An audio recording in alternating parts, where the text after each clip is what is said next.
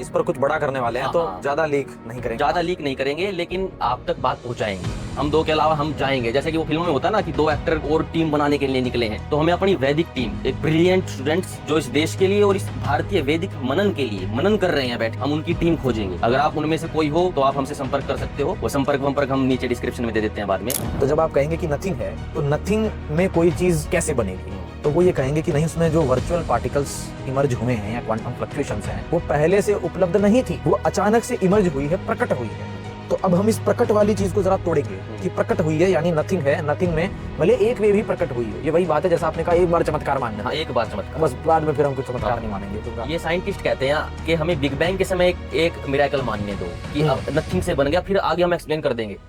ये कॉमन पॉडकास्टों पे बात होती है, साइंटिफिक पॉडकास्टों पे और विज्ञान जगत में भी ये बात होती है कि हमें एक चमत्कार मानने दो बस। तो जब आप कह रहे हैं कोई क्वांटम फ्लक्चुएशन या फिर कोई वर्चुअल पार्टिकल इमर्ज हुआ, उत्पन्न हुआ, तो आप उस अवस्था की कल्पना करिए जब कुछ नहीं था और कुछ नहीं से अचानक से एक वेव प्रकट हुई। क्योंकि मुझे पता है एक वेव मान लोगे तब तो एक से तो तुम 10 बना दोगे, लेकिन एक वेव जो तुम मान रहे हो ना, मेरा सवाल इसी पर है कि वो अचानक से प्रकट कैसे हुई। उसका कोई कॉज नहीं था, उसके लिए कोई रॉ मटेरियल नहीं था, एब्सोल्यूट नथिंग था, तो वो अचानक से आई कैसे?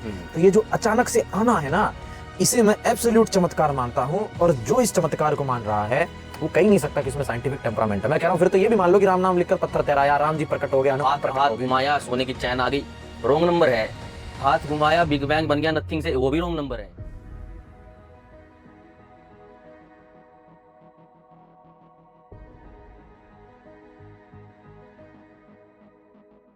भाइयों, आज हम डिस्कस करेंगे एक बहुत ही बेसिक विचार है, लेकिन सारे तर्कों का उदय बेस से ही होता है। तो आज हम कोई इस तरह से डिस्कस नहीं करेंगे कि ये होस्ट है या ये गेस्ट है या फिर मैं होस्ट हूँ गेस्ट हूँ। अगर आप हमारे सामने बैठे होते तो हम ऐसे ही डिस्कस करते, लेकिन माध्यम हमारे पास फोन है तो हम फोन का उपयोग करेंगे, लेकिन हम कॉमन बातचीत करेंगे, हमारे बीच में नॉर्मल डिस्कशन होगा। कभी ये एथिस्टिक अप्रोच भी रखेंगे, कभी मैं एथिस्टिक अप्रोच रखूंगा, क्योंकि हमें हर तरह के सवालों का जवाब देना है कि किस तरह है किस तरह नहीं है। तो आज हमारी इसी टॉपिक पे बात होगी कि अभाव से भाव, यानी संसार नथिंगनेस से बना है या फिर समथिंग से बना है। वो समथिंग की अप्रोच क्या रहेगी? मेटीरियलिस्टिक कोज रहेगा या फिर सम काइंड ऑफ के कोई चेतन सत्ता ने अपने अंदर से बना दिया? हर तरह के जो वाद हैं, ईश्वर वाले यानी कि आस्तिक या नास्तिक, या जो बीच वाले हैं जो आत्मा को मानते हैं, प्रकृति को मानते हैं, इनकी कैसी अप्रोच है, तो हम टोटल इस पे डिस्कशन करेंगे। टॉपिक हमारा एक ही रहेगा, अभाव से भाव। ये कितना वैज्ञानिक है, कितना तर्क के अंतर्गत है, कितना नहीं है। हमारा मुख्य उद्देश्य ये है, एक तो ये होता है कि आपने हमारी बात सुन ली, किसी और की सुन ली, तीसरी की सुन ली, आप खुद निर्णय नहीं कर पा रहे हो। ये मेन डिल्यूजन है आदमी के दिमाग का कि वो खुद निर्णय नहीं कर पाता। हमारा काम यहाँ पे ये नहीं कि हम आपको ज्ञान देते रहे आप खुद ना सोचो कुछ, ये तो बहुत गलत बात हो जाती है। हम आपको उस लेवल तक आपका कॉन्शियसनेस हाई करना चाहते हैं कि आपकी जो कॉमन सेंस है वो इतनी हाई हो जाए कि आपको लगे कि यार ये नॉर्मल है और ये तो बिल्कुल बकवास बात हो सकती है। तो हम वही डिस्कशन करेंगे। तो मोहित जी, हम इस टॉपिक को शुरू करते हैं। हमारे दर्शक हमारी वैसे तो लंबी बात सुनना चाहते हैं, लेकिन मेरे पास भी अभी इतना समय नहीं है, क्योंकि आज मुझे भी घर निकलना है और हमारे यहाँ पे प्रोग्राम हमारा रिसर्च का ही है। सारी बातें तो हम डिस्कस नहीं कर सकते यहाँ पे भी, लेकिन हम भविष्य में 7-7, 8-8 घंटे के बड़ी बेहतरीन चर्चा भी रखेंगे। तो अभी हम सिर्फ आपका बेस बना रहे हैं ताकि आप तर्क का मूल समझ जाओ, कहाँ से बात शुरू होती है। इस पर कुछ बड़ा करने वाले हैं, तो ज्यादा लीक नहीं करेंगे, लेकिन आप तक बात पहुंचाएंगे। उसमें और अनेक कई लोग भी शामिल होंगे, हम दो के अलावा हम जाएंगे। जैसे कि वो फिल्मों में होता है ना कि दो एक्टर और टीम बनाने के लिए निकले हैं, तो हमें अपनी वैदिक टीम, एक ब्रिलियंट स्टूडेंट्स जो इस देश के लिए और इस भारतीय वैदिक मनन के लिए मनन कर रहे हैं बैठ के, हम उनकी टीम खोजेंगे। अगर आप उनमें से कोई हो तो आप हमसे संपर्क कर सकते हो। वो संपर्क हम नीचे डिस्क्रिप्शन में दे देते हैं बाद में। तो मोहित जी बताइए, आपका इस पे क्या विचार है, अभाव से भाव? पहले तो इसको हम आज जो डिस्कस करने वाले हैं ये एकदम फ्री स्टाइल होगा। जैसे कुछ ऐसे कंपोज्ड सॉन्ग होते हैं, एक फ्री स्टाइल सॉन्ग होते हैं, उसमें कुछ बिहाइंड द सीन भी डलेगा, जो भी हम सोचेंगे बात करें। हाँ, वो सारी बात होगी। और जैसा आपने स्पष्ट कर दिया कि आज कोई होस्ट गेस्ट वाला नहीं, क्योंकि वो हम पहले एक कर चुके हैं शूट, और वो अब हम ये शूट जब अपलोड कर रहे होंगे, जब तक वो डल चुका होगा चैनल पर। तो अभी भाव से अभाव वाली जो बात है, वो ऐसी है कि लगभग मैं ऐसा मानता हूं, फिर आप अपने विचार रखिए, कि वो चमत्कार है। और इस चमत्कार को बहुत समय तक माना गया है सीरियस साइंटिफिक एकेडमिक कम्युनिटी में, और आज भी माना जा रहा है। लेमैन में तो अभी तक माना जाता है, आज भी ऐसा मानते हैं लोग कि बिग बैंग जो है वो नथिंग में धमाका हुआ। भले ये अब मॉडर्न जो कंटेम्पररी साइंस है उसमें नहीं है ये बात, मैं इससे फेमिलियर हूँ, कोई इस क्लिप को उठाकर खंडन करने लगे, लेकिन आम जो पब्लिक है ना, आम जो ऑडियंस है, वो आज तक यही मानती है। और कई तो यूट्यूब पर मैंने साइंटिफिक कम्युनिकेटर्स के भी वीडियो देखे हैं जो ये कहते हैं कि नहीं, अब क्वांटम ने प्रूफ कर दिया कि एब्सोल्यूट नथिंग से ही संसार बना है। जब वो ऐसे व्यंग्य करके भी कहते, टॉन्ट मार के भी कहते हैं कि नथिंग से समथिंग बना है, ये तो हो नहीं सकता। लेकिन आपको जानकर हैरानी होगी कि नहीं, नथिंग से ही समथिंग बना है। फिर उसमें फोटोन और वो वर्चुअल पार्टिकल, दुनिया भर की वो बकलोली है, आज उस पर बात करेंगे। तो शुरुआत आप करिए कि अभाव से भाव आप क्यों नहीं मानते हैं, और अभाव है क्या और भाव है क्या, क्या लगता है? सबसे पहले हम इसको डिस्कस करते हैं अभाव को, कि अभाव से भाव। वैसे तो ये सिंपल सी बात है, क्योंकि आदमी को हर चीज का पता होता है कि ये चीज यहाँ है और ये चीज नहीं है। वही भाव और अभाव है। कि आपके पास टोकरी है, उसमें सेब है, वो है तो उसका भाव, वो नहीं है तो उसका अभाव हो गया। एक पेड़ है, पेड़ पे कोई फ्रूट लगा हुआ है, मान लो सेब का पेड़ है, सेब लगी हुई है, सेब के साइड में दूसरी सेब, एक अपने आप हैंगिंग सेब, बिना पेड़ के कारण से उदित कोई सेब, ऐसी सेब, उसको हमारे यहाँ पे आकाश पुष्प न्याय भी बोलते हैं। पुष्प हमेशा फूल उस पे मिलेगा, पौधे पे, तोड़ लिया वहां से। आसमान से कोई नहीं तोड़ता पुष्प, क्योंकि वहां पे उसका कारण नहीं है, उसकी पूरा डंडी वंडी नहीं है पेड़ वाली, पौधे वाली। तो ये जो अप्रोच होती है अभाव से भाव वाली, ये आस्तिक जगत में मिलती है। वैदिक सिद्धांत को छोड़ के, द्वैत और त्रैत को छोड़ के, हर जगह द्वैत और त्रैत को छोड़, हाँ, हर जगह एक कंसेप्ट होता है कि एक ईश्वर है, उसने अभाव से ही, यानी कि ऐसे करके आत्माएं बना दी, ऐसे करके प्रकृति बना दी।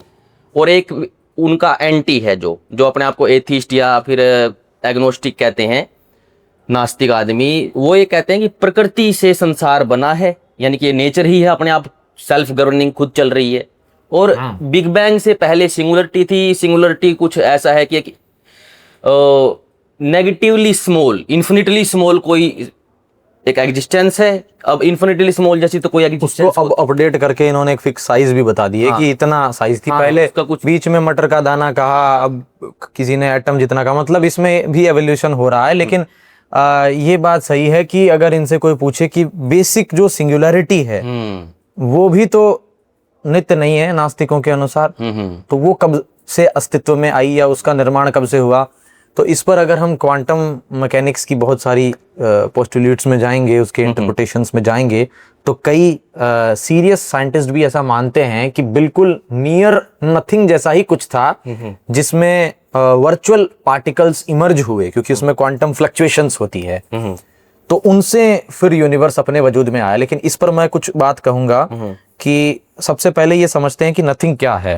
इस पर विचार करना होगा। अब मैं थोड़ा सा चर्चा का स्तर बढ़ाना चाहूंगा कि नथिंग यानी कुछ नहीं। नहीं का अर्थ है बिल्कुल नहीं, नहीं माने नहीं, एब्सोल्यूट नथिंग, कुछ भी नहीं है। कुछ भी नहीं का अर्थ है कि ऐसी अवस्था जहां पर कोई अवस्था ही नहीं है, जहां कुछ नहीं है। जो कुछ नहीं है वो सदैव कुछ नहीं रहेगा। कुछ नहीं वाली अवस्था भी अविकारी है, उसमें कभी विकार नहीं आ सकता। इस बात को गहराई से समझेंगे कि मान लीजिए, हम वैसे तो कल्पना भी नहीं कर सकते, लेकिन कल्पना कर लीजिए कि यहाँ कुछ भी नहीं है, नथिंग, एकदम नथिंग, कुछ नहीं है, कोई फ्लक्चुएशन नहीं है, कोई मोमेंट नहीं है, कोई लहर नहीं है, तो वहां कोई भी लहर या कोई भी फ्लक्चुएशन आएगी कैसे? अब इसकी एकदम एपिस्टेमिक चर्चा करते हैं हम, कल्पना करते हैं एकदम एथिस्टिक साइड से, कि वो कहते हैं नहीं, कोई फ्लक्चुएशन या क्वांटम फ्लक्चुएशन आई। जब आप ये कहेंगे ना कि क्वांटम फ्लक्चुएशन है तो नथिंग क्यों मान रहा है, उसको समथिंग मान ले, तो क्या जवाब देंगे वो भी बताता हूं मैं। क्या जवाब देंगे वो जानकर सुनकर फिर उस पर हम टिप्पणी देंगे, तो ये बहुत गहराई में जाएगी ये चीज। तो जब आप कहेंगे कि नथिंग है, तो नथिंग में कोई चीज कैसे बनेगी? तो वो ये कहेंगे कि नहीं, उसमें जो वर्चुअल पार्टिकल्स इमर्ज हुए हैं या क्वांटम फ्लक्चुएशंस हैं, वो पहले से उपलब्ध नहीं थी, वो अचानक से इमर्ज हुई है, प्रकट हुई है। तो अब हम इस प्रकट वाली चीज को जरा तोड़ेंगे कि प्रकट हुई है यानी नथिंग है, नथिंग में भले एक वेव ही प्रकट हुई हो। ये वही बात है जैसा आपने कहा, एक बार चमत्कार मानना, एक बार चमत्कार, बस बाद में फिर हम कुछ चमत्कार नहीं मानेंगे। तो मेरा ये कहना है कि मैं तुझे एक बार भी चमत्कार नहीं मानने दूंगा। ये साइंटिस्ट कहते हैं कि हमें बिग बैंग के समय एक मिरेकल मानने दो कि अब नथिंग से बन गया, फिर आगे हम एक्सप्लेन कर देंगे। ये कॉमन पॉडकास्टों पे बात होती है, साइंटिफिक पॉडकास्टों पे, और विज्ञान जगत में भी ये बात होती है कि हमें एक चमत्कार मानने दो बस। हाँ हाँ जी, हाँ। तो अब चमत्कार को समझते हैं। चमत्कार क्या है? चमत्कार का वैसा तो अर्थ ये है कि जो चमत्कृत कर दे, लेकिन हम जिस सेंस में समझा रहे थे, थोड़ा दर्शक भी इसको पहले से जानते होंगे कि कोई चीज अचानक से प्रकट हो गई। वैसे देखा जाए तो नथिंग का मतलब यही है, नथिंग से समथिंग होना है। प्रकट होने का अर्थ वास्तव में यही है। इसके अलावा और चमत्कार की कोई स्वतंत्र व्याख्या इस संसार में मौजूद नहीं हो सकती। तो जब आप कह रहे हैं कोई क्वांटम फ्लक्चुएशन या फिर कोई वर्चुअल पार्टिकल इमर्ज हुआ, उत्पन्न हुआ, तो आप उस अवस्था की कल्पना करिए जब कुछ नहीं था और कुछ नहीं से अचानक से एक वेव प्रकट हुई। क्योंकि मुझे पता है एक वेव मान लोगे तब तो एक से तो तुम 10 बना दोगे, लेकिन एक वेव जो तुम मान रहे हो ना, मेरा सवाल इसी पर है कि वो अचानक से प्रकट कैसे हुई। उसका कोई कॉज नहीं था, उसके लिए कोई रॉ मटेरियल नहीं था, एब्सोल्यूट नथिंग था, तो वो अचानक से आई कैसे? तो ये जो अचानक से आना है ना, इसे मैं एब्सोल्यूट चमत्कार मानता हूं। और जो इस चमत्कार को मान रहा है वो कह ही नहीं सकता कि इसमें साइंटिफिक टेम्परामेंट है। मैं कह रहा हूं फिर तो ये भी मान लो कि राम नाम लिखकर पत्थर तैराया, राम जी प्रकट हो गए, हनुमान प्रकट हाथ हो गए। घुमाया सोने की चैन आ गई, रोंग नंबर है। हाथ घुमाया बिग बैंग बन गया नथिंग से, वो भी रोंग नंबर है। आपको दोनों जगह साइंटिफिक अप्रोच रखनी पड़ेगी, यही विज्ञान है। आप इस कंसेप्ट को मान ही नहीं सकते अपने आप को साइंटिफिक कहते हुए कि कुछ प्रकट हुआ। जिस क्षण जिस पल आपने ये मान लिया ना कि कुछ प्रकट हुआ है, उस दिन आपके लिए हिंदू धर्म की जो भी पौराणिक व्याख्याएं हैं उन समेत इस्लाम और ईसाईयत जितने मत मतांतर हैं, आप किसी बात को खंडन उसका नहीं कर सकते हो। क्योंकि वो भी तो यही मान रहे हैं ना कि हमने ये किया, ये प्रकट कर दिया, आयत प्रकट हो गई, सब कुछ मान लो। फिर तो सारी चीज ही ट्रूथ हो जाएंगी। फिर तो आप घर से बाहर हो, आपकी पत्नी बोली प्रेग्नेंट हूं मैं, तो आप क्या कहोगे फिर? अच्छा, इस बात हो गया वो अभाव से भाव। इस बात में और इस बात में भी फर्क है कि यदि कोई कहे ना कि वो फ्लक्चुएशन हमेशा से थी, यदि वो ऐसा कहे तब ये चमत्कार की श्रेणी में नहीं आएगा। वो ऐसा कहते नहीं है, वो अलग बात है। वो इटरनल बेस, वो कोई बेसिक फंडामेंटल मटेरियल कोज को इटरनल नहीं मानते। इटरनलिटी जो है, इटर्निलिटी एक एग्जिस्टेंशियल संकेत है कि वो है, लेकिन किसी चीज का प्रकट होना वो एक प्रक्रिया है। इटर्निलिटी कोई प्रक्रिया नहीं है। इटर्निलिटी का मतलब है वो कंटिन्यूम में है तो है, तो उस पर कोई कह सकता है कि ये तो एक एक्सियोमेटिक चीज है, ये तो माननी पड़ेगी। तो इसमें ये एक्सियोमेटिक अगर मान रहे हैं तो ठीक है, लेकिन यदि कोई ऐसा कह रहा है कि प्रकट हो जा रहा है तो ये तो बिल्कुल पाखंड है। ये तो पाखंड ही है, बिल्कुल पाखंड है। तो अब मैं एक सवाल करता हूँ आपसे, फिर आप आगे बोलिए। कि कोई यदि ये कहे कि अभाव से भाव की उत्पत्ति नहीं हो सकती, तो हमेशा प्रश्न ये आता है कि मान लीजिए मटेरियल कॉज है वैदिक त्रैतवाद में, तो मटेरियल कॉज से यदि उसी मटेरियल कॉज से रीअरेंज होकर के कोई चीज बन रही है, कोई नया पदार्थ नहीं बन रहा है, उसी को रीअरेंज करके आप बना रहे हैं, तो वो रीअरेंज करने के लिए ईश्वर तो कोई अतिरिक्त ऊर्जा लगा रहा होगा। ऐसा कई लोग प्रश्न करते हैं कि ईश्वर तो अतिरिक्त ऊर्जा लगा रहा होगा, तो ईश्वर तो कहीं ज्यादा सामर्थ्य का इस्तेमाल कर रहा है, कहीं कम सामर्थ्य का इस्तेमाल कर रहा है। तो यहाँ पर सामर्थ्य भी तो बन रहा है, इंटेंट भी तो बन रहा है, तो फिर पदार्थ क्यों नहीं बन सकता? और ईश्वर तो सर्वशक्तिमान, जिसके पास अनंत सामर्थ्य है, वो अनंत सामर्थ्य से कुछ बना क्यों नहीं सकता? ये चीज क्यों असंभव है? थोड़ा ये बताइए। है वैसे बड़ा बकलोल सवाल, लेकिन एथिस्टिक पर्पस से बकलोल। लोग हमें समझते हैं कि हम आस्तिक हैं और हम ये इस तरह खंडन करके कि अभाव से भाव हम ईश्वर को लाना चाहते हैं। हम ईश्वर को नहीं लाना चाहते। हमारे यहाँ पर ईश्वर अलग चीज है और इस संसार का जो मटेरियल कोज है इटरनल, वो ईश्वर से अलग है। क्योंकि ईश्वर है चेतन पदार्थ, और एग्जिस्टेंस का यानी कि एक होती है एग्जिस्टेंस जो इटरनल एग्जिस्टेंस होती है, without any fluctuation, without any vibration.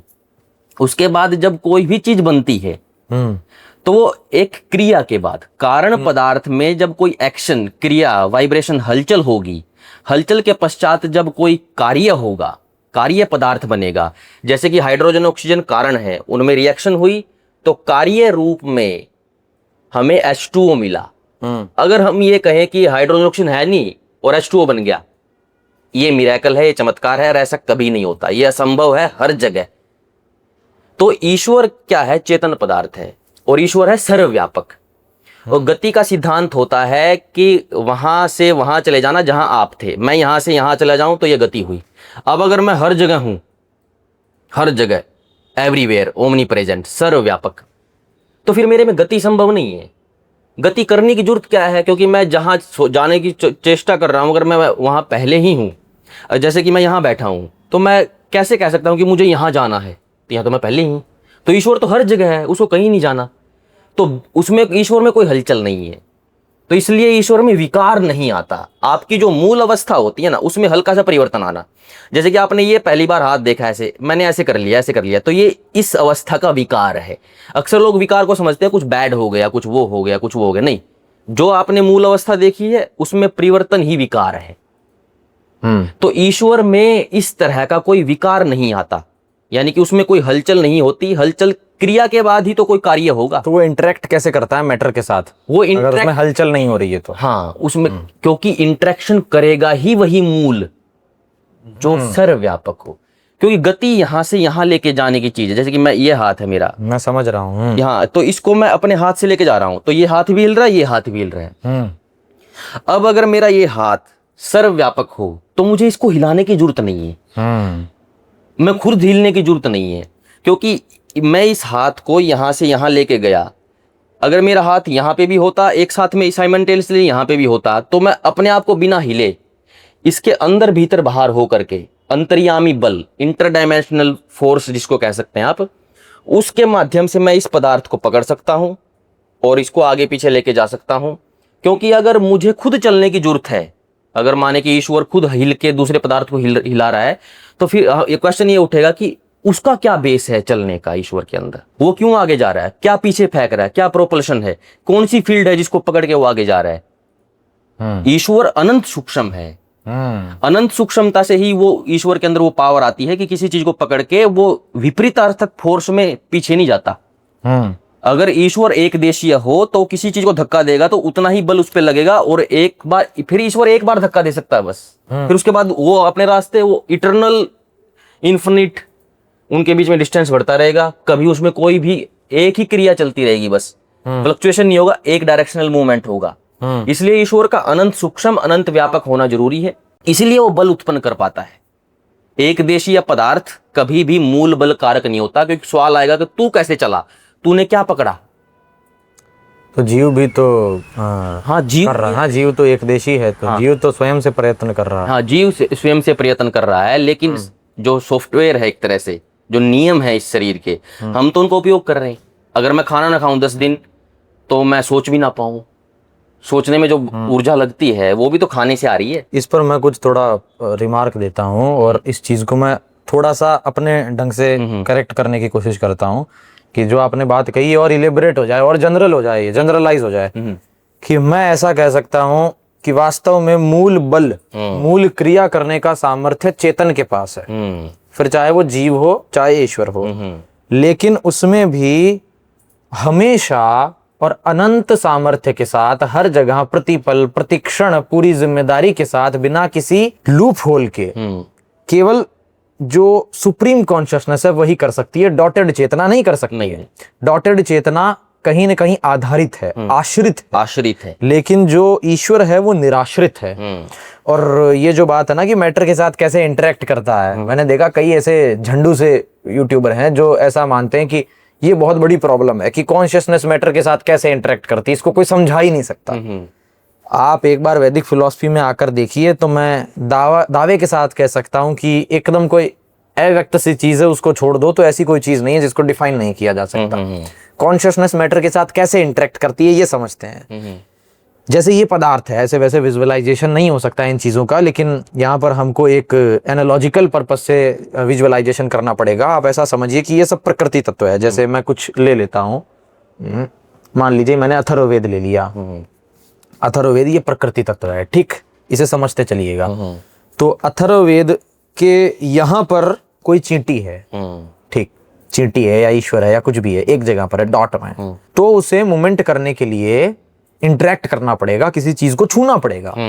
पर हाइपोथेटिकली आप ऐसा मानिए कि एक ऐसी चेतना है जो कि इस पूरे सरफेस के चारों तरफ भी है, इसके अंदर भी है, इसके हर पृष्ठ पर भी है, इसके हर पृष्ठ के अंदर भी है, बाहर भी है, भीतर भी है, पूरी इसमें रमी हुई है, अंतर्यामी है, ये पोत प्रोत है, ये पुस्तक उसमें और वो पुस्तक में, यानी एक तरह से अनुलोम विलोम दोनों दृष्टि से वो ओतप्रोत है। जैसे कि स्पंज को आपने पानी के कंटेनर में डाल दिया, उसके अंदर भी पानी बाहर भी पानी, आकाश हमारे अंदर भी है बाहर भी है। ये एक एनालॉजी है। हाँ। इससे भी ज्यादा मतलब ओतप्रोत है। हाँ। तो अब जो हर जगह ओतप्रोत है, जैसा आपने कहा कि उसके पास कोई जगह है ही नहीं बढ़ने के लिए, तो जो चेतना हर जगह पर है, अब अगर वो इंटरेक्ट करेगी ना किसी चीज को, तो इंटरेक्ट करने के लिए उसे मूव करने की जरूरत नहीं है। वो इंटरेक्ट करेगी अपने ज्ञान से, अपनी विद्या से, अपने सामर्थ्य से, अपने बल से, अपने प्रयत्न से, अपने ईक्षण से। और ये जो इंटरेक्शन है, ये वास्तव में इंटरेक्शन है ही नहीं, समझाने के लिए इंटरेक्शन है, बल्कि ये बिना इंटरेक्ट हुए इंटरेक्शन है।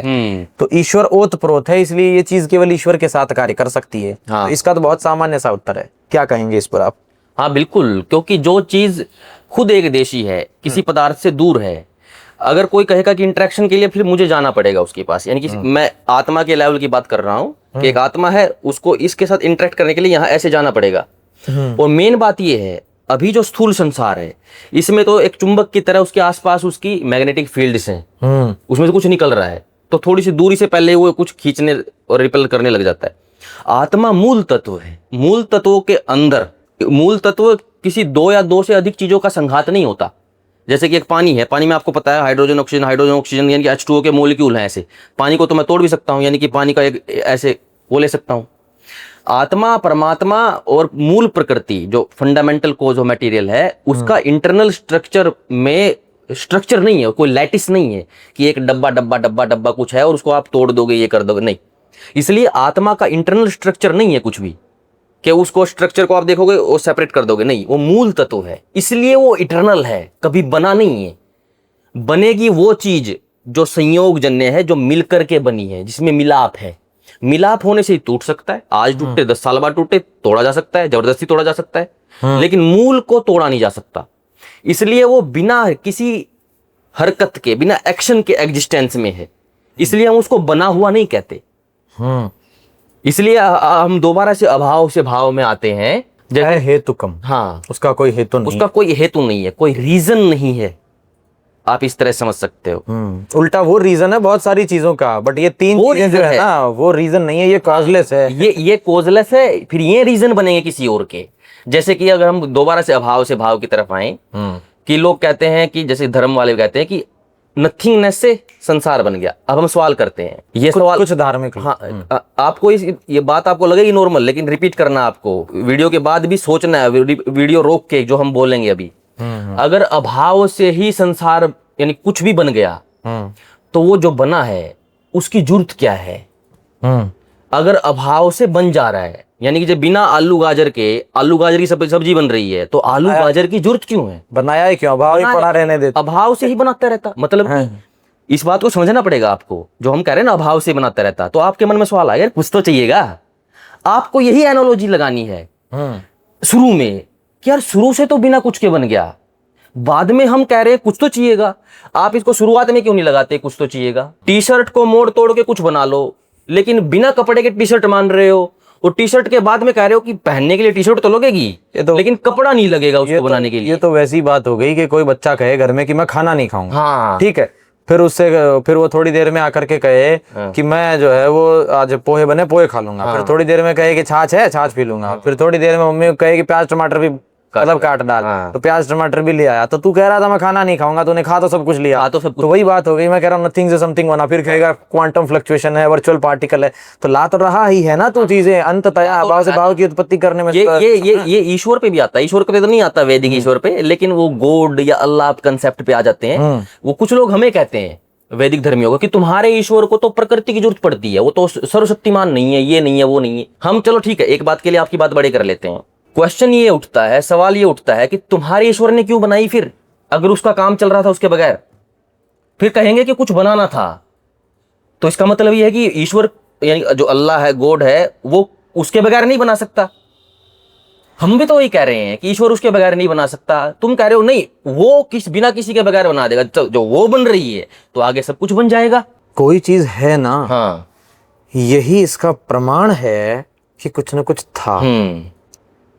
अगर कोई ये कहे कि नहीं नहीं, ईश्वर जो है वो खुद से बनाता है चीजों को, फंडामेंटली क्रिएट करता है। तो मैं ये कहूंगा कि जैसा आपने कहा फंडामेंटली तो कुछ क्रिएट हो नहीं सकता, फंडामेंटली कुछ क्रिएट पर कुछ हमें दिख रहा है, कुछ हमें महसूस हो रहा है, ये इस बात का प्रमाण है कि कुछ पहले से था। हाँ, यदि नहीं होता तो ये सब कुछ नहीं होता, क्योंकि कुछ भी न होने की अवस्था में कुछ बनाना मूर्खता है। पहली बात तो अब कोई कहे नहीं हम ऐसा मानेंगे कि प्रकृति नहीं थी लेकिन जीव था तो जीव के लिए बनाया, और तो फिर जीव को भी मत मान, जीव भी नहीं था फिर। यदि प्रकृति नहीं थी तो जीव भी नहीं था, और यदि जीव कह रहे नहीं है, अगर जीव है तो प्रकृति भी है। देखिए इसमें कैसे फंसेंगे ये ट्रिनिटी वाले इस ट्रैप में, क्योंकि ये जो इंटेलेक्चुअल डिसऑनेस्ट होते हैं उनके लिए मैं इसको ट्रैप कहूंगा कि ये से बाहर नहीं जा सकते तीन चीजों से।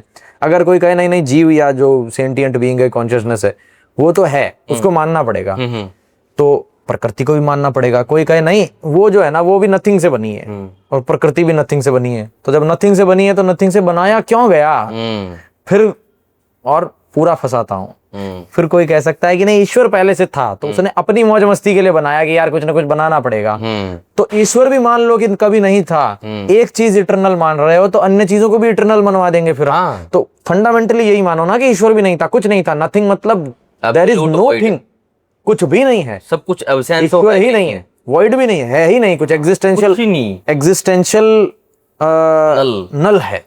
तो जब सब कुछ नल है तो ऑब्वियस सी बात है कि कुछ नहीं होता, तो कुछ होने का प्रमाण ही ये है कि नथिंग से समथिंग नहीं बना है। ये खंडन करने के लिए कोई मशीन लगाने की आवश्यकता नहीं है, ये खंडन करने के लिए आप, मैं और हमारे सामने ये उपस्थित संसार पर्याप्त भी बनता है ना, वो क्रिया से बनता है, एक्शन से, हलचल से। अब हलचल किस में हो रही है वो तो मानना पड़ेगा, उस पदार्थ को तो मानना पड़ेगा कि हलचल हो रही है किस में। अब कोई कहे कि कोई चीज बहुत गर्म है, कोई चीज क्या है गर्म, ये सवाल स्वाभाविक होता है, क्या गर्म का? आप बोले कुछ भी नहीं लेकिन गर्म है, ये तो मूर्खता हो जाती है। कोई चीज ठंडी है, कोई चीज लंबी है, कोई कहे भाई बहुत लंबा है, पूछे क्या लंबा है, बोले कुछ भी नहीं लंबा है, ये क्या बात हुई? लेकिन ये गुण है, या कोई चीज यानी हर किसी चीज के अंदर मूवमेंट है तो उसको मान, पंखा चल रहा है, अब कोई कहे पंखा ही नहीं है तो चल क्या रहा है? तो वैसे ही क्रिया के पश्चात ही कोई अलग पदार्थ इवोल्व होके बनेगा। तो मूल पदार्थ में प्रकृति यानी कि क्रिएशन से पहले की अवस्था, आप सारे क्वांटम या फिर क्लासिकल स्थूल सूक्ष्म सारे फ्लक्चुएशन रोक दो, जो मूल अवस्था बचेगी पदार्थ की उसका नाम है प्रकृति।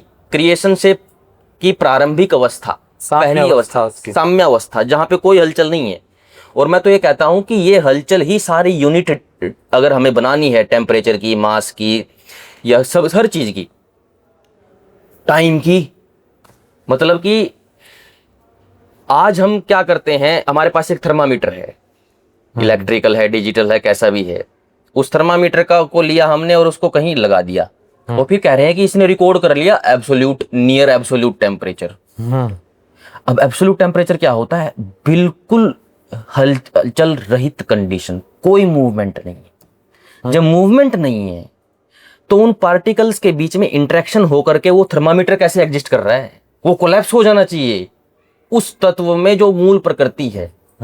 अगर सिस्टम हमारे पास है और वो एग्जिस्ट कर रहा है, मूवमेंट है उसमें, इंटरेक्शन से ही तो उसका आकार बना हुआ ना थर्मामीटर का, उसको हमने कहीं लगा भी रखा है और रिकॉर्ड भी कर रहा है, इसका मतलब वहां पे अभी एब्सोल्यूट जीरो जैसा, यानी एब्सोल्यूट टेम्परेचर, वो केल्विन आप कहीं से भी ले सकते हो, आपकी इच्छा है, उसकी यूनिट भी उसी प्रकृति से बनेगी।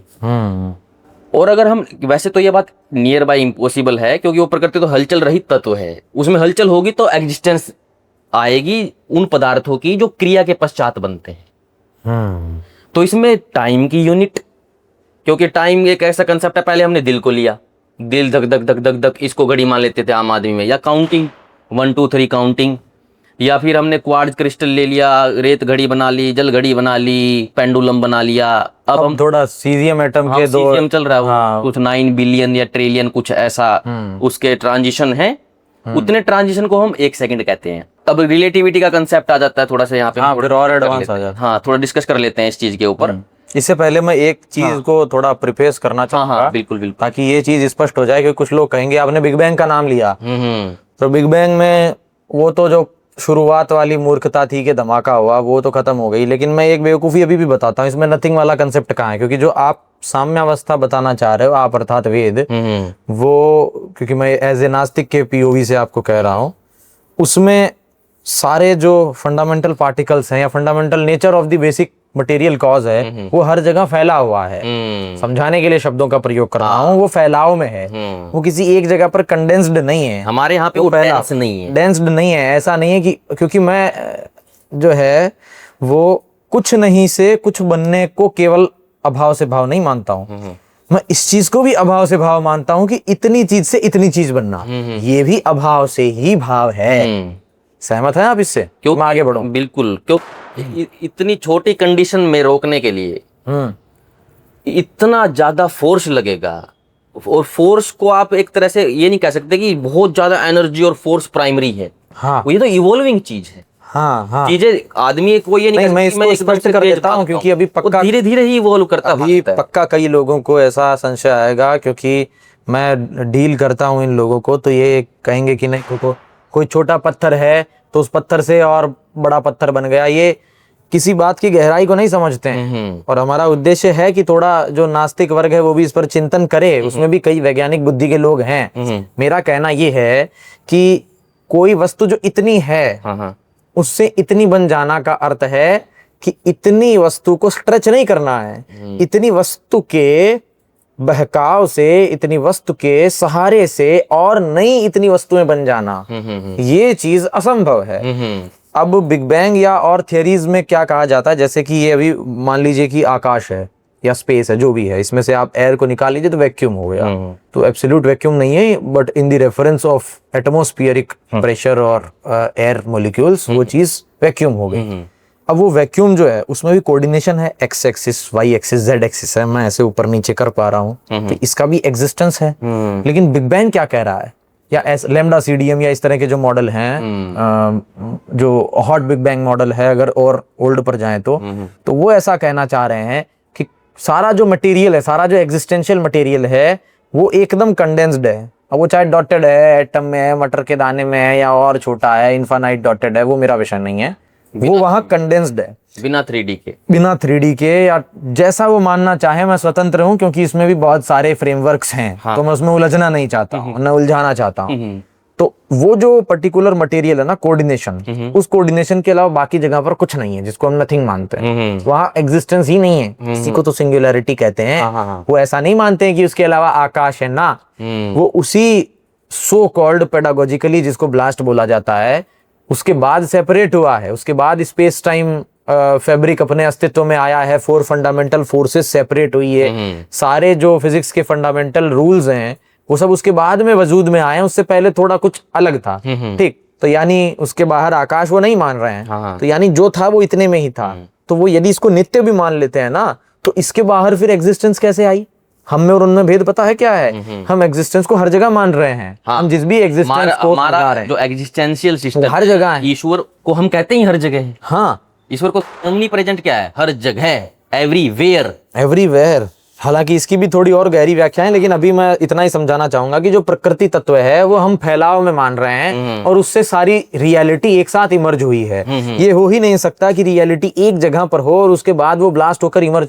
ब्लास्ट होने से क्रिएशन हो सकता है, जैसे आज भी होता है, बहुत सारे स्टार्स और नेबुलाज, इनमें चलता रहता है ब्लास्टिंग, तो पूरे यूनिवर्स में आज भी साइमल्टेनियसली चल रही है। वो कहते हैं कि ये एक एक्सपेंशन है उस चीज। एक्सपेंशन कहते हैं, इसीलिए मैंने कहा कि पेडागोजिकली उसको ब्लास्ट कहा जाता है, समझाने के लिए। ब्लास्ट और क्या, ब्लास्ट भी तो एक्सपेंशन है, दोनों एक इंग्लिश ग्रामर के शब्द ही तो हैं। वो शब्द तो है, लेकिन वो उसको कुछ डिफरेंटली कहते हैं कि वो एकदम से वो कुछ ही सेकंड में वहां पे ये वो भी नहीं मानते कि समथिंग के वो क्या होता है। पहले वो ब्लास्ट वर्ड यूज करते थे, अब उस पर बहुत ठुकाई हुई तो वर्ड नया यूज में नया कर लिया। बाकी ये सबको पता है, पहले भी कोई नहीं मान रहा था। पुराने जो वैज्ञानिक थे वो भी ऐसा नहीं कह रहे थे कि कोई बम फोड़ा या पटाखा हुआ है, वो भी एक्सपेंशन ही बता रहे थे। तो एक्सपेंशन, फास्ट एक्सपेंशन होना ही तो ब्लास्ट है। अब वो इंग्लिश का एक वर्ड है, ब्लास्ट की जगह कोई और शब्द ले लीजिए तो ठीक है, मैं एक्सपेंशन वर्ड काम में ले लेता हूँ, इसीलिए मैंने पेडागोजी के लिए ये वर्ड जोड़ा। तो एक्सपेंड कर रहे हैं मतलब उससे पहले वहां पर कुछ नहीं था, लेकिन हम मान रहे हैं कि हर जगह पर एग्जिस्टेंस थी। हम यह मान रहे हैं कि हर जगह पर अस्तित्व की धारा बह रही थी, वो एक साथ सारी चीज। हम ये नहीं कह रहे हैं कि उस एक्सपेंशन से एग्जिस्टेंस बना। एग्जिस्टेंस एक ऐसी चीज है जो बनती नहीं है, जो हर जगह पर विद्यमान है। तो ये जो प्रकृति का कॉन्सेप्ट है ना, कि प्रकृति होमोजीनियस है या फिर हर अपनी साम्यावस्था में और हर जगह पर थी, ये अपने आप में बहुत यूनिक कंसेप्ट है। लेमडा सीडीएम एसीडीएम या बिग बैंग का खंडन करने के लिए जरूरी नहीं है कि आप कॉस्मोलॉजिकल अप्रोच को अपनाएं, वो तो ठीक है अपनाएं, लेकिन यहाँ पर फिलोसॉफिकल और लॉजिकल प्रॉब्लम भी है। लॉजिकल प्रॉब्लम यहाँ पर ये है कि एग्जिस्टेंस आपको एवरीवेयर मानना चाहिए। हाँ, क्रिएशन आप इस तरह के ब्लास्ट या एक्सपेंशन से मान सकते हैं, लेकिन उसके लिए एग्जिस्टेंस मौजूद होनी चाहिए। जैसे आज है तो आज आप कहीं पर भी कुछ भी देख रहे हैं, जैसे सूर्य तारों का उनके केंद्रकों का निर्माण हो रहा है, तो वो निर्माण हो रहा है, जगह जगह पर ब्लास्ट हो रहे हैं, एक्सप्लोजन हो रहे हैं, एक्सपेंशन हो रहा है, तो वैसी चीज से निर्माण हो सकता है, लेकिन एग्जिस्टेंस को बनने के लिए जो हर जगह होनी चाहिए वो बनेगी नहीं। एक बात तो ये स्पष्ट करना था मुझे। दूसरा विषय थोड़ा अलग है, तो पहले आप रिलेटिविटी पर आ रहे थे, वो आइए। मैं थोड़ा इसमें ऐड कर देता हूँ, फिर रिलेटिविटी पे आते हैं। वो कहते हैं कि उस समय इन्फिनाइट एनर्जी थी, यानी पार्टिकल बहुत तेज गति से, यानी कि इन्फिनाइटली कुछ गति कर रहे थे। चेंज कर देते हैं, हर फ्रेमवर्क में अलग अलग कहते हैं। हाँ, लेकिन बात यह है कि कोई चीज अगर हिल रही है तो उसके ऊपर नीचे भी है, तो स्पेस तो फिर भी मानना पड़ेगा वहां पे। ये थोड़ी स्पेस बाद में।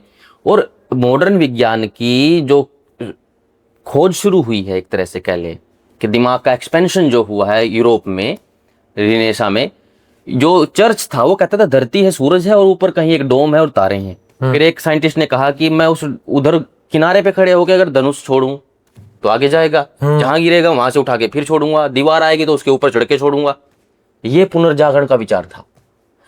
आज अगर कोई इन वैज्ञानिकों से कह दे कि स्पेस जहां तक एक्सपेंशन हुई है, उसके किनारे पे खड़े होकर धनुष छोड़ दूं, ये कहेंगे उसके पार, ये वहां पे ये डंब बन जाते हैं, आगे सोचते ही नहीं।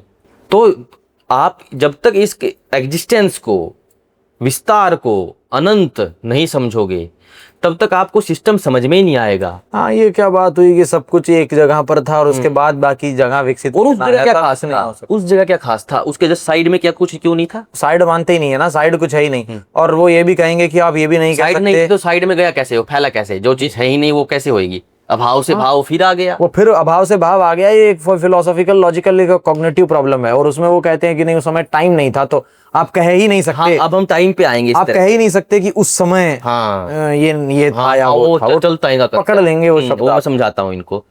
टाइम का कंसेप्ट क्या होता है, पहले तो हमें जानना पड़ेगा हमारा टाइम का कंसेप्ट। थोड़ा सा मैं बता दूं, हमारे यहाँ पे दो तरह के टाइम है। वो है एक ही तरह का दरअसल।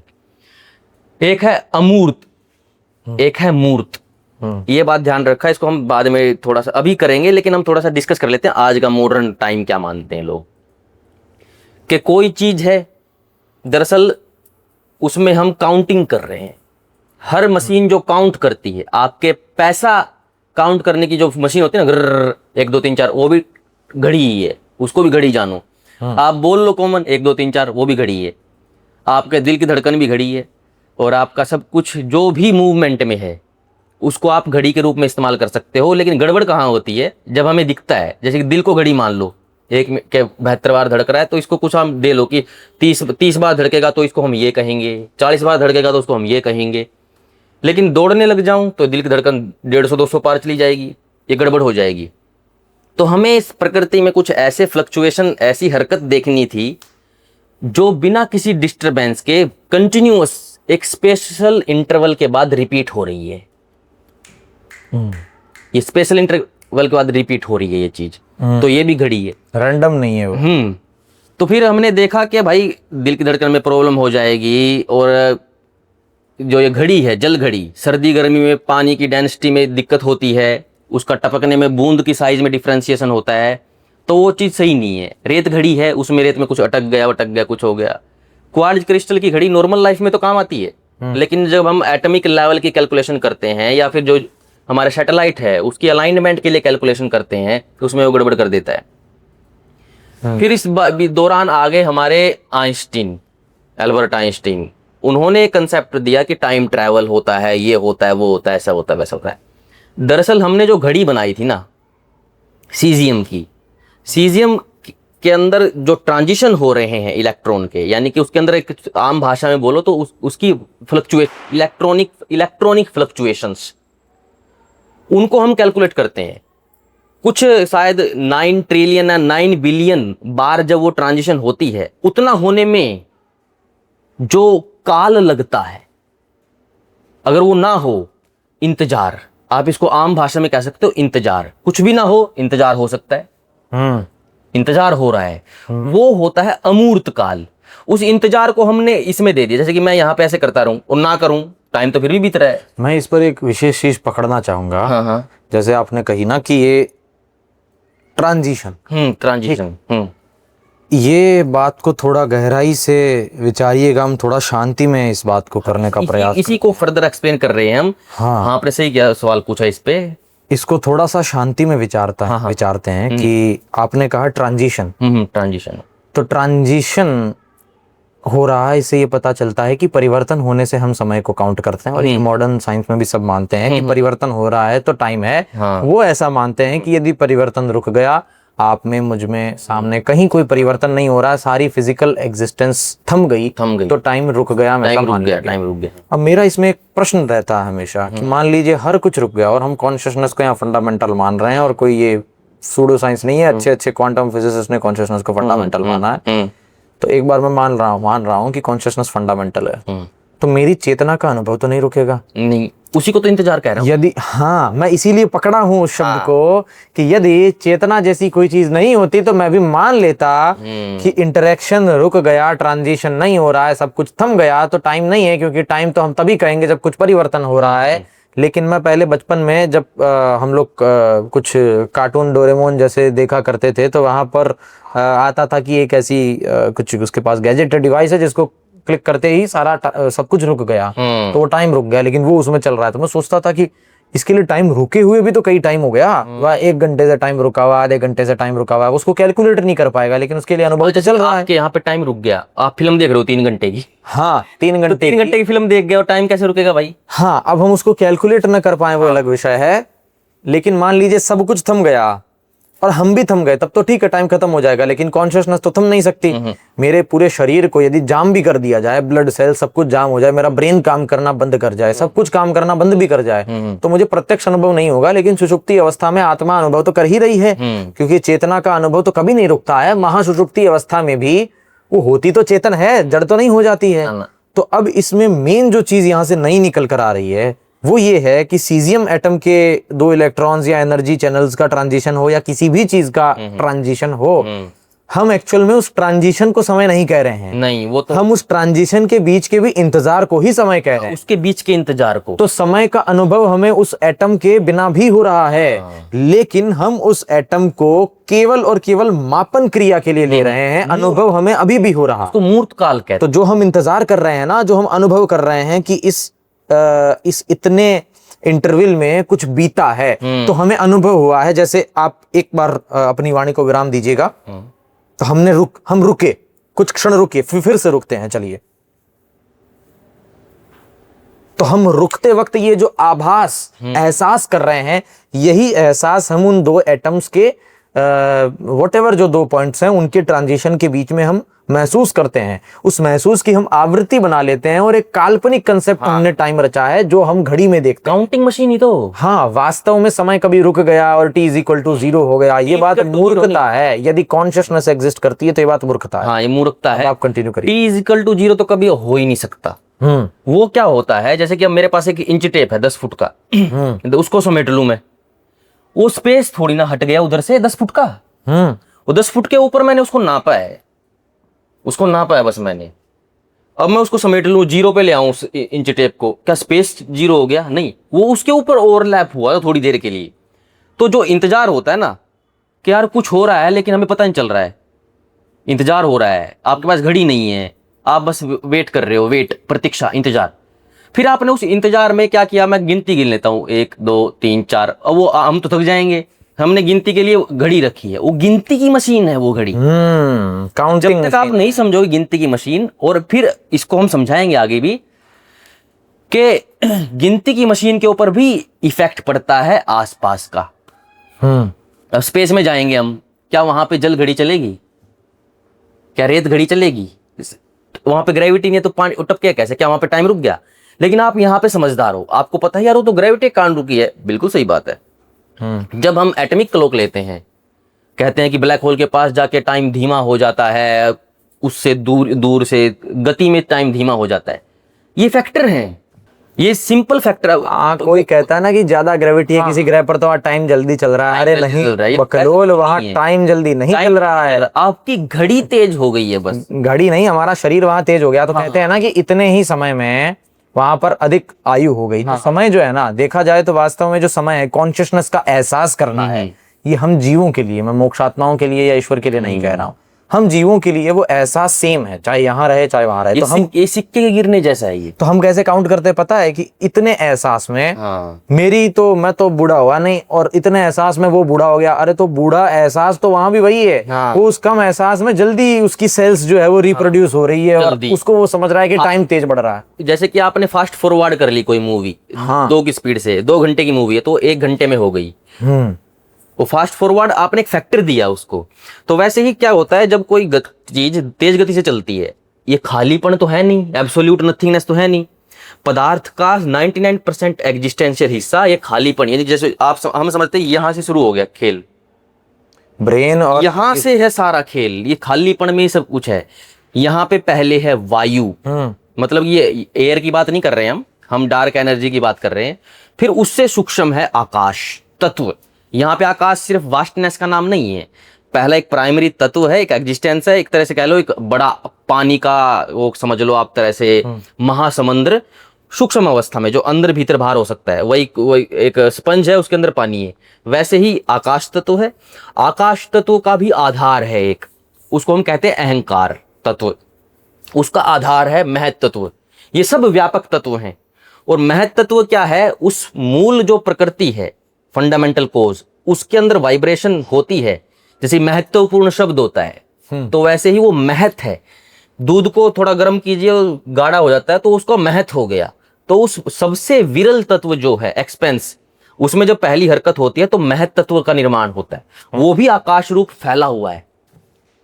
आकाश यहाँ पे उस अनंत विस्तार के अंदर तत्व हैं जो इसका आधार बनते हैं। अगर यहाँ पे खालीपन हो तो शरीर एकदम डिसइंटीग्रेट हो जाएगा सारा। तो ये आकाश जो है ये अभाव नहीं है एकदम से, ये प्राइमरीली हमारा आधार है इस शरीर का। कोई चीज जब गति कर रही होती है तो इस स्पेस से उसका इंटरेक्शन होता है, ये अभाव नहीं है, ये नथिंग वॉइड नहीं है। यहाँ पे एक ऐसा तत्व है जिसकी डिजिट्स बहुत स्मॉल हैं इसके अपेक्षाकृत, तो इन चीजों का आधार बन जाता है एक तरह से। तो जब इसमें चीज चलती है कोई, तो इस आकाश से उसका इंटरेक्शन होता है, और वो इंटरेक्शन अभी हमारी टेक्नोलॉजी में उस तरह से पकड़ में नहीं आया है, लेकिन उसका इफेक्ट उसके एटॉमिक ट्रांजिशन पे पड़ता है। वो ट्रांजिशन धीमे हो जाते हैं। उन धीमे ट्रांजिशंस के कारण हमारे सेकंड का जो अंतराल है वो बढ़ जाता है। जैसे कि है कि अगर मैं 10 बार ऐसे ऐसे करूंगा तो 1 सेकंड मानो, ऐसे 1 2, इसको भी 10 बार होने को आप 1 सेकंड मानोगे, आपको पता चल जाएगा मैं धीमे कर रहा हूं। स्पेस की इंटरेक्शन या ग्रेविटी की इंटरेक्शन, जो खिंचाव है उस सीजियम पे या जिस भी चीज से वो घड़ी बनी है, तो उसमें वो एरर है, जो ये टाइम डायलेशन है ना, ये एरर है घड़ी का, और आइंस्टीन ने एरर नापा है। इसके लिए उनको प्रणाम है, हम कोई उनकी निंदा नहीं कर रहे हैं, बहुत बड़ी चीज है ये, बड़ी चीज है। इसको भापना भी ऐसा कुछ है, भापना बहुत बड़ी चीज। हम उनकी निंदा नहीं करते, हमने उनके फोटो लगा रखे हैं उनके। हमारे लिए कोई वो नहीं है कि अंग्रेज है, ये वो है, ये वो है, नहीं। जो भी ज्ञान की बात करेगा मनन मनुष्य दिखा भी देते हैं, कोई कहेगा ऐसे ही फोटो दीजिए, फोटो हम ये आइंस्टीन की फोटो लगा रखी है, उधर ओपेनहाइमर है, उधर हाइजेनबर्ग है, श्रोडिंगर है, नील्स बोर है, कणाद कृष्ण आदि भारतीय लोग भी हैं। ये हमारे पीछे हमारे भारतीय वैज्ञानिक, इस धरती के वैज्ञानिक हैं। ठीक है, तो ये एरर नपा है। अब हम शुरू में बात कर रहे थे उस चीज की, मैं इसको थोड़ा सा जल्दी कंक्लूड करता हूँ, क्योंकि हमें ये पॉडकास्ट मतलब मेन पॉइंट्स पे रखना है। इसका एक्सपेंशन हम, इसका बिग बैंग एक्सपेंशन हम बाद में करेंगे। उसको ज्यादा लीक मत करिए, वो तो सरप्राइज होगा। वो तो सरप्राइज है, तो उसके पॉइंट सरप्राइज हैं। तो इसमें ये है कि उन्होंने एरर नापा है। और जो हम बात कर रहे थे यूनिट्स की, अगर हम उस मूल प्रकृति पे जो बिल्कुल हलचल रहित है, उसकी पहली फ्लक्चुएशन को अगर हम काल की मापक यूनिट के रूप में, मूर्त काल घड़ी के रूप में लेंगे, तो ये फर्दर एरर नहीं आएंगे। तब तक महाप्रलय आ जाएगी उसके रुकते हुए, तो फिर तो काल की गणना जीव को करनी नहीं है। तो हमारे यहाँ पे काल की शुरुआत वहां से शुरू होती है, इस संसार की पहली हरकत से। जैसे कि अभी स्थूल संसार में टेम्परेचर वेम्परेचर भी दिक्कत देते हैं ना चीज को, क्वांटम क्लॉक को या फिर आप कह लो उसको एटॉमिक क्लॉक को इतना ज्यादा डिस्टर्बेंस नहीं होती, अरबों खरबों सालों में 1 सेकंड का डिस्टर्बेंस होता है, उसमें महाप्रलय के टाइम तक डिस्टर्बेंस नहीं होगा। 31 नील 10 खरब 40 अरब प्रांत काल मुक्ति का काल, यानी कि उस मूल प्रकृति संसार बन के दोबारा उसमें डिल्यूजन होने में, यानी कि इसको समझो कि ईंट से घर बन गया, वो घर चलेगा 31 नील 10 खरब 40 अरब, फिर वो टूट के दोबारा ईंटों में आ जाएगा, वो ईंट इटरनल है, इस तरह समझो। तो वहां से हमारी यूनिट्स, अभी हम टाइम की बात करें तो टाइम की फ्लक्चुएशन, मूर्त काल, काउंटिंग, वहां से हम शुरू मानते हैं। टेम्परेचर का भी यही मान सकते हो आप, टेम्परेचर को भी तो अब रिलेटिविटी, ग्रेविटी की रिलेटिविटी भी तो होती है, कहीं पे अलग कहीं पे ज्यादा, वो तो सबको पता है, सबको दिखता है। आपका मास यहाँ कुछ और है, धरती के किसी और पॉइंट पे कुछ और होगा। जो स्मॉल जी है एक्सेलरेशन, वो सब जगह अलग होती है, कैपिटल जी बोलते हैं कांस्टेंट है। हाँ, तो ये भी एक रिलेटिविस्टिक कंसेप्ट है, कहाँ पे धरती पे भी जी की वैल्यू चेंज होती है ना साइज के अनुसार, क्योंकि धरती स्मॉल जी की एक्सेलरेशन स्मॉल जी वाली, तो वैसे ही ये चीज वो अफेक्ट है, मतलब कि धरती के कारण वो जी चेंज हो रहा है, उसके सेंटर से कितनी दूरी है उस पॉइंट की। तो वैसे ही ये भी इंटरेक्शन के कारण ही चेंज हो रहा है, ये एरर है जिसको हम एब्सोल्यूट मान रहे हैं ना, वो एरर का वो है। लेकिन एरर नापना भी, हम तो आइंस्टीन के चरणों में बैठ के उनसे बात सुनते हैं, हमारे कोई घमंड नहीं है इस बात पे, लेकिन ये एरर है। ये एक नई खोज है कि स्पेस एक इंटरेक्टिव मटेरियल है, इसकी इंटरेक्शन हमें खोजनी है, तो एक दिशा तो पकड़े आदमी। तो इस टॉपिक पे अभी हम इसी तरह इतनी ही बात करेंगे, लेकिन मोहित भाई ने मुझसे, मतलब हम जब पर्सनल डिस्कशन कर रहे थे उसमें पूछा था मुझसे कि ये वैज्ञानिक इतनी कॉमन बातें क्यों नहीं पकड़ पा रहे हैं। तो मैंने उनसे कहा कि पकड़ते तो हर कोई है, हम कोई खास नहीं है, हम तो नॉर्मल आदमी है बिल्कुल, हम तो अपने आप को नॉर्मल ही मानते, चाहे हम कुछ भी बन जाए, हम कुछ भी बन जाए, धरती से उड़ जाऊं मैं, इसको भी मैं तो नॉर्मल ही मानूंगा एक तरह से कहें तो इसके ऊपर डिस्कशन किया, क्योंकि हर चीज साइंटिफिक नहीं होती। आपके मन में कोई ऊंचा विचार है और आपको कुछ करना है, पैसा चाहिए, तो पैसा आप किसी अमीर आदमी से, सेठ आदमी से, कंपनी के मालिक से, सीईओ से लोगे। सीईओ कुछ सामान बनाता है, माल बेचता है, वो माल बिकना चाहिए उसका, तो वो एक ऐसी विचारधारा को फंड नहीं कर सकता जिसका मुख्य आधार यम नियमों में एक जो नियम है वो है अपरिग्रह, मिनिमलिस्ट जिसको बोलते हैं, कम साधनों में जीवन। हम जैसे आदमी देखो, आप लोअर टी शर्ट वाले आदमी हैं, हम कम साधनों में जी रहे हैं। हम किसी सेठ को अमीर नहीं बना सकते बहुत ज्यादा कि मेरे पास 100 जोड़ी जूते आ गए, टी शर्ट आ गई। तो वो ऐसी विचारधारा को चाहते हैं जो इंसान को भोगवादी बनाए, क्योंकि आपका मनन ही साइंटिफिक है, मनन में ही भोग है, यहां ही तो साइंस चल रहा है। ऑब्जर्वर तो मेन ऑब्जर्वर तो हम ही है। यहां पे अगर वो बहिर्मुखी हो गया, चीजों का उपभोक्ता हो गया, वो चाहते हैं कि ऐसी सोच समाज में जाए, और इसी का रिजल्ट है प्रकृति का नाश। इसके बारे में तो कोई भी आदमी है, आज प्रकृति इतनी डिस्टर्ब हो चुकी है। मैं तो पर्वतारोही हूं, मुझे पता है कि 5 साल पहले जो ग्लेशियर वहां था, मैंने तो अपनी आंखों से देखा है, वो ग्लेशियर अब 2-2, 3-3 किलोमीटर पीछे जा चुका है। अब मैं चाहता हूं कि मोहित भाई का एक अलग अप्रोच होगा इस टॉपिक के ऊपर, क्योंकि समाज के अंदर एक बात के 10 रास्ते होते हैं। तो इसमें से आपकी क्या अप्रोच है इसके ऊपर? वैसे तो जो आपने कहा इस अप्रोच से तो मैं सहमत हूं ही, पर मैं इस पर एक आध और परत चढ़ाना चाहूंगा कि कुछ लोग ऐसे भी हैं जिनको ऑब्वियस सी बात है कि फंडिंग या ऐसा कुछ नहीं मिल रहा है, लेकिन फिर भी वो नहीं समझ पाते हैं। तो उसका कारण क्या है? क्योंकि जिनको फंडिंग मिल रही है उनको तो आप और मैं समझा नहीं सकते हैं।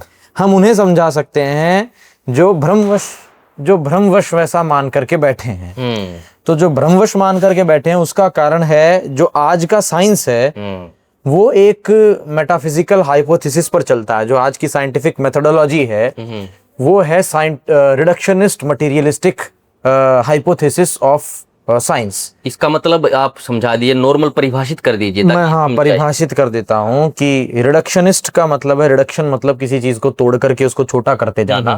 तो रिडक्शनिस्ट मटेरियलिस्टिक हाइपोथेसिस ये साइंस का एक मेटाफिजिकल हाइपोथेसिस है। मेटाफिजिकल हाइपोथेसिस का मतलब एक तरह से उस चीज को उसकी परत उतार देना। हाँ, परत उतार देना। मेटाफिजिकल मतलब जो नॉन फिजिकल कोई कंसेप्ट होता है, तो कोई भी अगर मेथोडोलॉजी है तो वो ऑब्वियसली एक मेटाफिजिकल कंसेप्ट है। तो साइंस का ये मेटाफिजिकल कंसेप्ट है कि किसी चीज को रिडक्ट करते करते मटेरियलिस्टिक यानी कि भौत जगत तक ले जाना, भौतिक जगत तक ले जाना, इसे कहते हैं रिडक्शनिस्ट मटेरियलिस्टिक हाइपोथेसिस। तो जब हम किसी कंसेप्ट को रिडक्ट करते करते मटेरियल तक ले जाकर छोड़ देते हैं और वहां से हम उसका निष्कर्ष निकालते हैं, तो उसे हम कहेंगे reductionist materialistic hypothesis of science. ये साइंस की मेथोडोलॉजी है।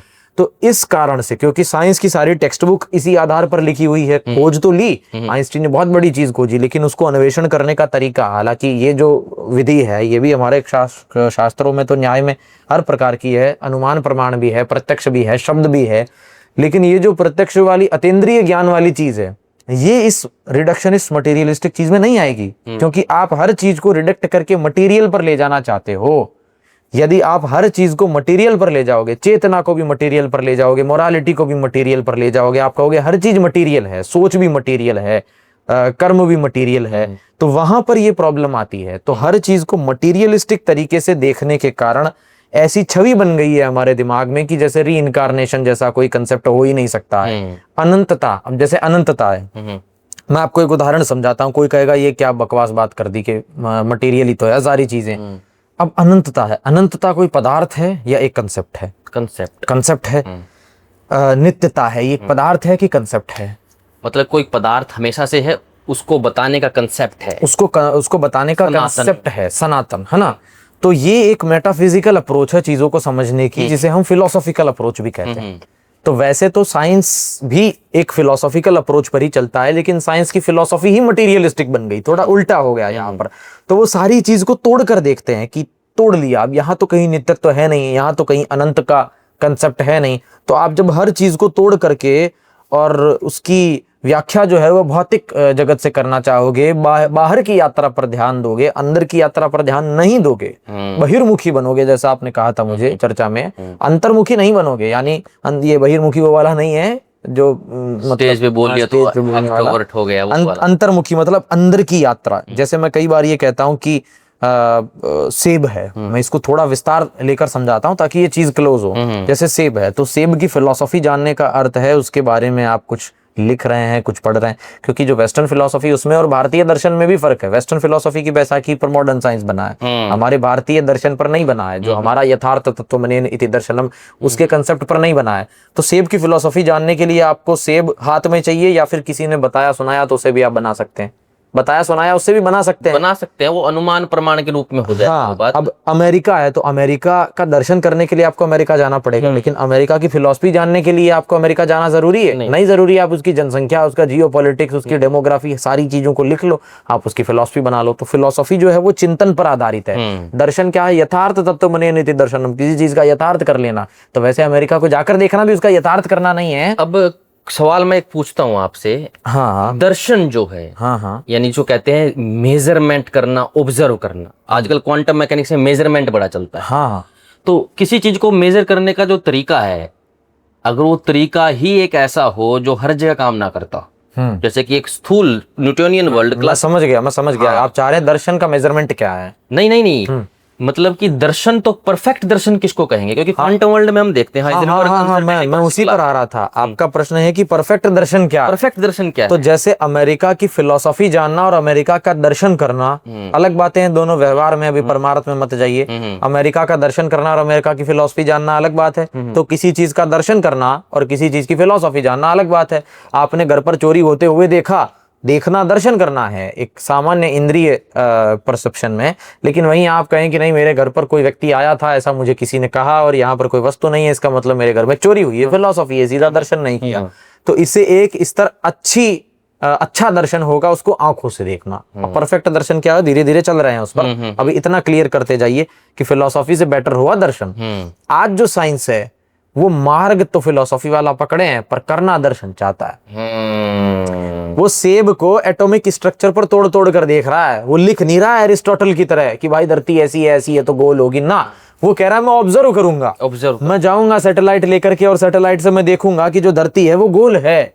तो ये फिलोसॉफी थी जो एरिस्टोटल कर रहा था, जो प्लेटो ने की, जो सोक्रेटस ने की, ये फिलोसॉफी थी। लेकिन आज साइंस क्या करना चाह रहा है कि मैं जो है वो चीजों को देखूंगा, दर्शन करूंगा, सूक्ष्म से सूक्ष्म दर्शन करूंगा। अब वहां जाकर के भी अटक गए, क्योंकि वहां पर भी पूरा दर्शन नहीं हो रहा है। तो करना वो दर्शन चाह रहे हैं, लेकिन मार्ग उनका आज भी अरस्तु वाला जैसा ही है, उसी के सदृश है। उनकी जो फिलोसॉफिकल अप्रोच है अब इसमें कुछ चीजें हमारी वाली भी आई है, जैसे साइंस की 2 फिलॉसफी है, इस पर कभी विस्तृत चर्चा करेंगे या लाइव चर्चा कर सकते हैं कभी चैनल पर बैठ कर, ना भी करें तो, कि एक साइंटिफिक रियलिज्म है, एक एंटी रियलिज्म। तो जो ये अभी जो मैं जिस साइंस की निंदा कर रहा हूँ, इस भाव से निंदा मैंने इसलिए कहा कि क्रिटिक कर रहा हूँ, वो रियलिज्म है, साइंटिफिक रियलिज्म। और हम जो मानते हैं वो साइंटिफिक एंटी रियलिज्म से मैच होता है, जो आज की मॉडर्न साइंटिफिक एंटी रियलिज्म है उससे मैच होता है। पूरी तरीके से तो नहीं मिलता है, लेकिन लगभग मैच होता है। तो एंटी रियलिज्म जो है वो ये नहीं मानता है, लेकिन रियलिज्म जो है वो ये मानता है कि आप रिडक्शन करते जाओ और आपको वहीं से सत्य मिलेगा। तो ये रिडक्शन से सत्य जानना चाह रहे हैं, तो जानना सत्य चाह रहे हैं, करना दर्शन चाह रहे हैं, लेकिन विधा उन्होंने फिलोसॉफी वाली पकड़ रखी है। डेटा ले लिया लेकिन ऑब्जर्वेशन दिमाग से कर रहे हैं। दिमाग ही तो थिंकिंग का बेस है। किसी ने कमेंट भी किया था एक बार, फिलोसॉफी और दर्शन में भेद बताइए, तो मैंने एक शॉर्ट भी बनाई थी कि फिलोसॉफी जो है उसका रूट वर्ड है फिलोसॉफिया, ग्रीक वर्ड, जिसका मतलब है लव ऑफ विजडम, ज्ञान के प्रति अनुराग या बुद्धि के प्रति अनुराग, यानी वो बुद्धि प्रेमी है। और बुद्धि का जो प्रेमी है वो मैं मानता हूं बौद्धिक आतंकवाद है, तर्क नर्क है। यदि उसमें ये आस्था, श्रद्धा और मेटाफिजिकल चीजें नहीं है ना, तो तर्क नर्क है। और वही जो तर्क है वो नर्क बन करके आपको बौद्धिक आतंकवादी बना देता है। तो फिलॉसफी चलती है ब्रेन से। अब आपने, मैंने कई बार ये बात कही है कि आपने एक सूक्ष्मदर्शी लगा करके कुछ देखा, तो आप आंखों से देख लेते, आपको आंखों से कुछ ठीक नहीं दिखा तो आपने सूक्ष्मदर्शी लगा करके आंखों से देखा, तो अंत में आप ही तो देख रहे हो। भले आपने माइक्रोस्कोप बहुत अच्छा कर लिया, लेकिन ऑब्जर्वर को तो आपने शुद्ध नहीं किया, तो आप में अशुद्धि थी, तो वो अशुद्धि तो अब भी है, तो अब भी जो आप देख रहे हो उसमें तो भ्रम होगा ही ना। तो यानी ऑब्जर्वर वही है, तो आप अब भी ब्रेन से इंटरप्रिटेशन कर रहे हो। प्रश्न क्या है, क्वांटम मैकेनिक्स का अब लेटेस्ट चैलेंज क्या है, फिलोसॉफिकल कॉन्सिक्वेंसेस, इंटरप्रिटेशन के कॉन्सिक्वेंसेस। इसमें दोनों चैलेंज है, यहाँ पे भी चैलेंज है। अब सूक्ष्म अवस्था में जो हमारा तरीका है चीजों को देखने का, जो हम पार्टिकल या वेव छोड़ते हैं, उसके साइज और देखने वाले के साइज लगभग रेशियो, कुछ ज्यादा डिफरेंशिएशन नहीं है उसमें। तो वो चीज उससे टकराती है, उसको डिस्टर्ब करती है, डिस्टर्ब करके फिर हमारे पास टूटी फूटी इंफॉर्मेशन आती है, जिसको कहते हैं कि टकराती क्या है, कोई भी जब हम बीम छोड़ते हैं पार्टिकल की किसी चीज को ऑब्जर्व करने के लिए, अंधेरे कमरे में टॉर्च जला, ठीक है मैं समझ गया, तो वो उसको डिस्टर्ब कर दे। हाँ ये बात सही है। तो फिर प्रोबेबिलिटिकल नेचर शुरू होता है कि वो पार्टिकल हमें नहीं पता कैसा था, कहाँ था, इतने एरिया में ऐसा। हाँ मैं समझ गया, मैं उसी तरफ आ रहा हूँ, बस मैं इसको कंप्लीट कर लेता हूँ कि मुझ में कुछ अशुद्धता थी, तो मैंने अपनी अशुद्धता को देखते हुए माइक्रोस्कोप बनाया। मुझ में इतना दिमाग नहीं है कि मैं अपनी अशुद्धता को ठीक करूं, मैं माइक्रोस्कोप बना रहा हूं। हालांकि माइक्रोस्कोप बनाना गलत नहीं है, पर ये मानना कि इससे सब कुछ दिख जाएगा, ये मानना मूर्खता है। तो मैं अपनी अशुद्धियों को ठीक करने की बजाय मैं उसको ठीक कर रहा हूं, और उसको ठीक करके मैं देख रहा हूं, तो वापिस हूं तो मैं ही अशुद्ध। तो फिलोसॉफी ब्रेन पर चल रहा है, ठीक। दर्शन ब्रेन पर नहीं चलता है। यथार्थ तत्व बनेन इति दर्शनम, यथार्थ का दर्शन करना, यथार्थ को जानना दर्शन करना है, दर्शन करना देखना नहीं है। तो वह हम आत्मा से करते हैं, चेतना से करते हैं। तो जहां फिलॉसफी जो है वो चिंतन पर चलती है, अनुप्रयोग पर चलती है, वहीं दर्शन चिंतन और अनुप्रयोग को तो लेता ही है, लेकिन चिंतन और अनुप्रयोग से अनुभव तक जाता है। तो जो आपने कहा कि सही दर्शन कैसे होगा, तो सही दर्शन तब होगा क्योंकि इंडियन फिलोसोफर्स ने यही प्रपोज किया कि यार मुझे इंस्ट्रूमेंट बनाना पड़ रहा है, तो मैं इंस्ट्रूमेंट को कितना ही ठीक कर लूं, मेरे में तो समस्या रहनी है। और अगर मैंने अपनी समस्या को ठीक कर लिया तो शायद इंस्ट्रूमेंट की जरूरत ही ना पड़े, या जरूरत भी हो तो मैं पहले खुद को ठीक कर लूं।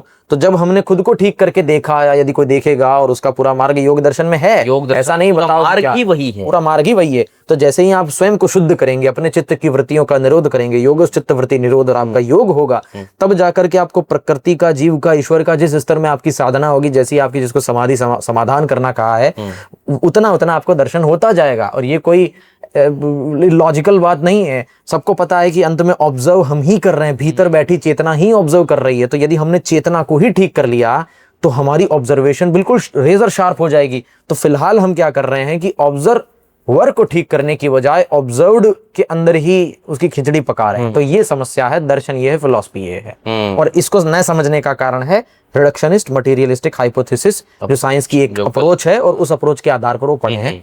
ये मेरा वक्तव्य है। तो हम एक आखिरी सवाल करते हैं, उसका जवाब नहीं देंगे आपको आपको वहां तक लाके छोड़ेंगे ताकि आप खुद चिंतन करो। क्योंकि अगर वही बात है कि मास्टर खुद ही एग्जाम भर दे तो बच्चों का क्या काम है फिर वो कुछ नहीं है। फिर तो वो बात टीचर को तो पता ही है उस चीज को, हम इतने बड़े टीचर नहीं है, लेकिन हम समझा रहे हैं आपको, तो कुछ हमें इस बात का पता है तो बता दे रहे हैं आपको। अगर कोई आदमी योगी नहीं है, सब तो योगी नहीं बन सकते, हम भी उस लेवल के नहीं बने हैं अभी तक। तो हमें सिर्फ आप्त पुरुष, यानी कि जिसको कहते हैं हमारे यहाँ पे महान पुरुष, हमारे प्राचीन महापुरुष योगी आदमी, उन्होंने बताया हमको, उन पे हम श्रद्धा रख रहे हैं, उनकी बात को थोड़ा लॉजिक लगा रहे हैं, न्याय दर्शन का माध्यम ले रहे हैं। हम भी चिंतन ही कर रहे हैं फिलहाल तो। अगर हम कोई बाहर जो ऑब्जर्वेशन का तरीका है, जिसको हम कहते हैं कि वाइब्रेशनल ऑब्जर्वेशन, यानी कान पे वाइब्रेशन आई तो सुन लिया वो चीज, आंख पे फोटोन आया टकराया तो देख ली वो चीज, यानी कि इसमें क्या होता है, एक बीम जाती है, टकराती है, इंफॉर्मेशन आती, इसके कारण क्वांटम वर्ल्ड में रियलिटी नहीं पता चल रही। तो क्या हम ऐसा एक तरीका कर सकते हैं जिसमें परफेक्शन काफी हद तक सुधर जाए, बिना अनसर्टेनिटी काफी हद तक सर्टेनिटी में आ जाए, बिना योग मार्ग के? ठीक है, समझ गया। हाँ, इसके ऊपर हमारा चिंतन है पर्सनली, इस पर हम रखेंगे, पर इसको अभी प्रेजेंट नहीं कर रहे हैं के कारण। इतना ज्यादा एकदम डाटा डालना ठीक भी नहीं है, पहले इतना समझ लो आप। थोड़ा जनता के साथ ये आपको भी सोचना है, कमेंट करनी है, आप क्या समझते हो, किस कोई नई तरीका ऑब्जर्व करने का पार्टिकलों को, क्योंकि आज 5-6 विधाएं ऐसी हैं, देख मतलब कि जो आपने बताया था वो वहां पे अजमेर में जब हम गए थे, ये 5-6 तरीके जो है वो रॉबर्ट पेनरोज ने, आप उनको नहीं, क्वांटम फिजिक्स में जो 7 उसके पोस्टुलेट्स हैं, इंटरप्रिटेशन, हाँ, तो वो बहुत सारी है, उसको विस्तार करेंगे तो अभी समय चला जाए। वो भी मतलब कि एक तरह से पूरी तरह से एक्सप्लेन नहीं कर पा रही। नहीं, वो वही तो कहा, रोजर पेनरोज ने यही कहा है कि मैं इनकम्प्लीट मानता हूँ, वो किसी भी पोस्टुलेट से संतुष्ट नहीं है। उसका कहना है क्वांटम थ्योरी, वो सीधा नहीं कहता, लेकिन ऐसा लगता है वो कहना चाह रहा है बकवास है सारी चीज। तो ये चीज है। लेकिन आपने जो प्रश्न किया है ना, इस प्रश्न का उत्तर कमेंट में लोग देंगे और इस पर हम आगे चर्चा करेंगे। तो आज इस वीडियो को यहीं क्लोज करते हैं। आज की वीडियो में सिर्फ इतना ही। दर्शकों ने इतना अंत तक सुना बिना किसी फॉर्मेलिटी के, हमने इनफॉर्मल डिस्कशन किया और आगे भी हम इसी अप्रोच को और बढ़ाने वाले हैं। ये फ्रेंडली डिस्कशन है, दोनों का डिस्कशन है, इसमें कुछ ऐसा नहीं है कि क्या बोलना है, कितना बोलना है। आप भी घर पे परिवार के साथ, फ्रेंडों के साथ डिस्कशन करो, नहीं तो कोई आपको यूट्यूब पे, इंस्टाग्राम पे कुछ भी क्वांटम इधर उड़ गया उधर उड़ गया ऐसे करके पागल बना देगा। चमत्कारों की तरफ जा रहे हैं यहाँ। हाँ, और मैं तो यहाँ पर थोड़ा सा इस चीज को ऐसे अप्रिशिएट करना चाहूंगा, क्योंकि मैं काफी समय से एक्टिव हूँ अलग अलग चीजों में, और संदीप भाई इतने एक्टिव नहीं थे। तो मैं इनके बारे में, कुछ दर्शक यदि नए भी देख रहे हों, तो मैं कहना चाहूंगा कि ऐसे लोगों के विचार सुनिए, चिंतन करिए, क्योंकि हम बंधे हुए नहीं है किसी भी थियरी या हाइपोथेसिस में। आज ही कोई नया एक्सपेरिमेंट आया, कोई नई चीज आई, हम उसमें सोचने लगेंगे। हमारा प्रमोशन किसी थ्योरी का नहीं, बल्कि थ्योरी को सोचने के तरीके और अप्रोच को लेकर के है। तो खैर, आज हम अधिक इसको नहीं बढ़ाते हैं। आज की वीडियो में सिर्फ इतना ही। अंत तक बने रहने के लिए धन्यवाद। सभी को नमस्ते, जय हिंद। नमस्ते।